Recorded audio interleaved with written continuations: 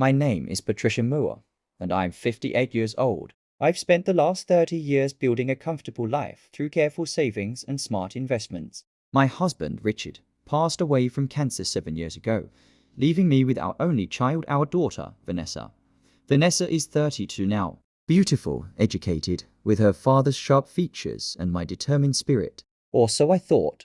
She married Marcos 3 years ago, a charming man with an easy smile and expensive tastes. They lived in a modest apartment downtown, always talking about their dreams of owning a home, starting a family, building something permanent. As a mother, I wanted to help make those dreams come true. 6 months before Vanessa's 33rd birthday, I made a decision. I would buy them a house. Not just any house, a beautiful 4-bedroom colonial in the suburbs with a wraparound porch and a backyard perfect for children. I'd been saving for years, and between my retirement fund and the life insurance from Richard, I could make it happen. I imagined Vanessa's face when I told her. I imagined grandchildren running through those rooms. I imagined Sunday dinners and holidays, all of us together. I kept it a secret, wanting the surprise to be perfect. But life has a way of revealing truths when you least expect them. It was a Tuesday afternoon in late October. The leaves were turning golden, and there was that crisp feeling in the air that makes you want to wrap yourself in a soft sweater and drink something warm. I stopped by Vanessa's apartment unannounced, which I rarely did. I had some papers for her to sign, documents related to her father's estate that needed updating. Simple things. I used the key she'd given me years ago, calling out as I entered, "Vanessa, sweetheart, it's Mom." Silence. Then I heard voices from the bedroom. Low voices. A man's laugh. A woman's giggle. My heart started beating faster, but I told myself to stay calm. Maybe they were watching something on television. Maybe they were on a video call. I walked down the hallway, my footsteps quiet on the carpet. The bedroom door was slightly open. What I saw made my blood run cold. Vanessa was there, yes, but she wasn't with Marcus. She was with another man, a stranger with dark hair and tattoos covering his arms. They were tangled together on the bed, completely unaware of my presence. I stood frozen, unable to move, unable to breathe. Then Vanessa looked up and saw me. The color drained from her face. She grabbed the sheets, scrambling to cover herself. The man turned, confused. Then understanding dawned, and he started looking for his clothes. "Mom," Vanessa whispered. "Mom, I can explain." I held up my hand, stopping her words. "Get dressed," I said quietly. "Both of you." 20 minutes later, the man was gone. Vanessa sat on the couch in sweatpants and an old t-shirt, her hair disheveled, mascara smeared under her eyes. I sat across from her in the armchair, my hands folded in my lap, trying to process what I'd seen. "How long?" I asked. She looked down. 6 months. 6 months. Half a year of lying to Marcus. Half a year of betraying the man who loved her. "Does Marcus know?" "No," she whispered. "And you can't tell him?" "Please, Mom, please." I studied my daughter's face, looking for remorse, for guilt, for shame. Instead, I saw only fear of being caught. "Are you going to end it?" I asked. "With this person?" Vanessa was quiet for a long moment. Then she shook her head. "I don't know if I love Marcus anymore," she said. "I feel trapped. The apartment is too small. We never have enough money. He works all the time. I'm lonely. Jake makes me feel alive."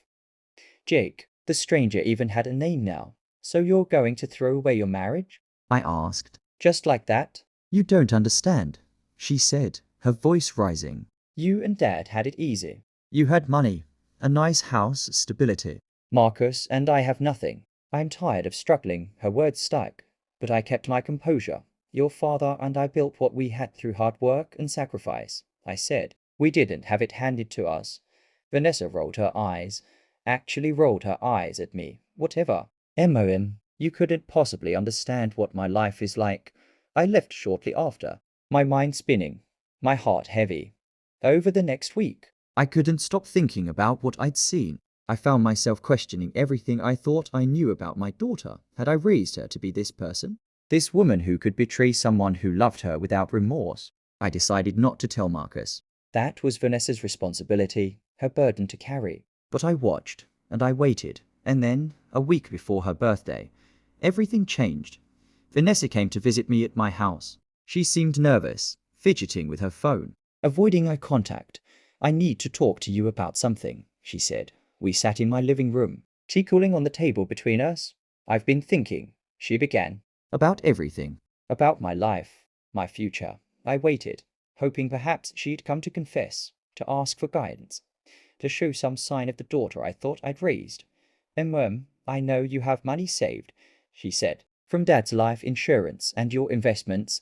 My stomach tightened, and I know you're getting older. You're alone in this big house. You don't need all this space, all these expenses. Vanessa, what are you saying? She took a deep breath. I think it would make sense for you to help Marcus and me buy a house. Like, really help us. Put a significant down payment, or even buy it outright. You could downsize to a small condo, live simply. We would benefit from it now, while we're young and can really use it.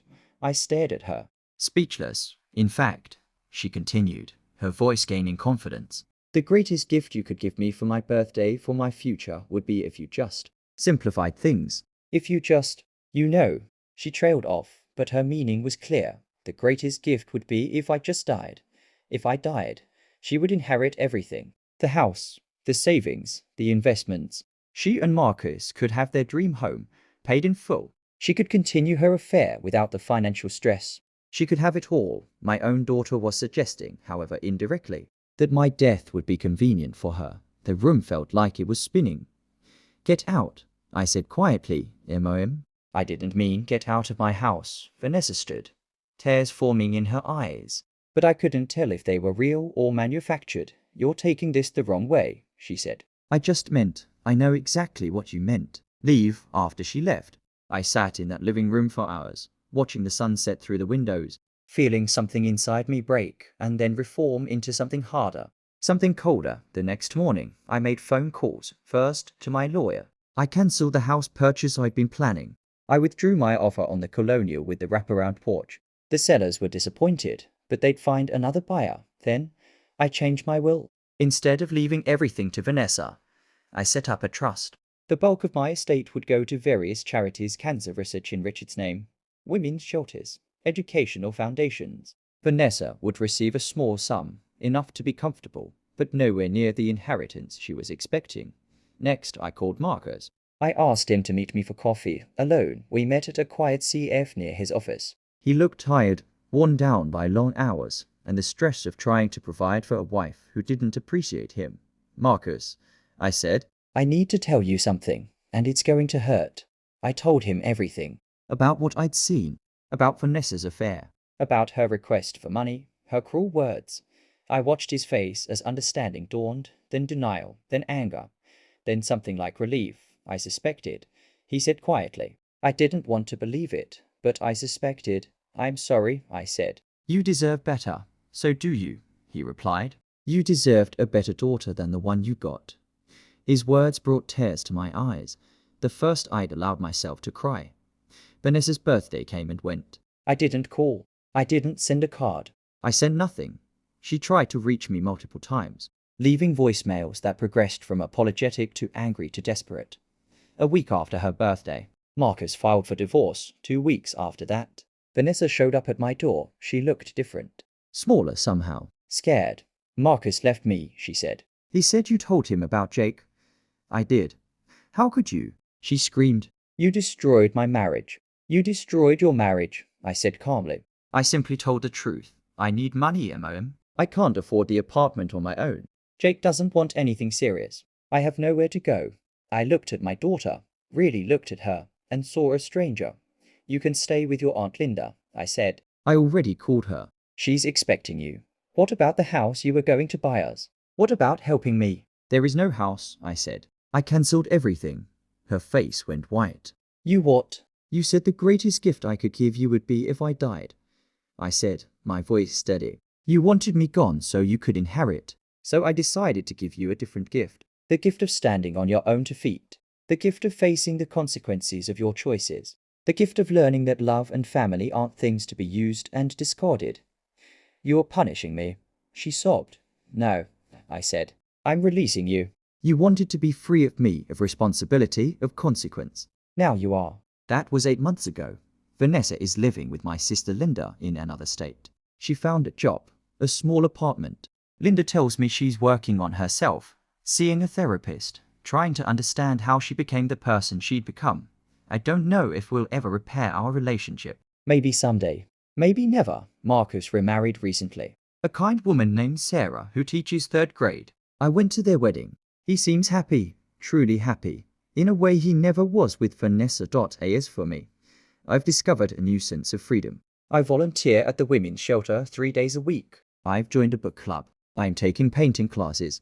I'm learning that life doesn't end when your children disappoint you. It just changes shape.